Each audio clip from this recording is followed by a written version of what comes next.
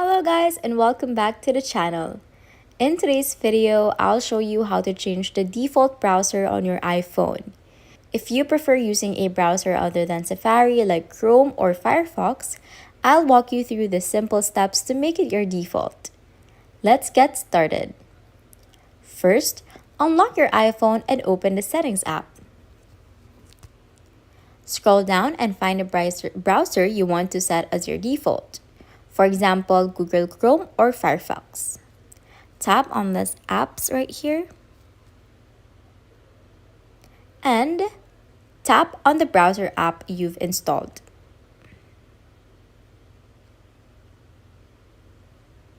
Select the browser you want to set as your default. For example, if you choose Chrome, tap on Chrome. In the browser settings, you'll see an option called Default Browser App. Tap on this option. A list of installed browsers will appear.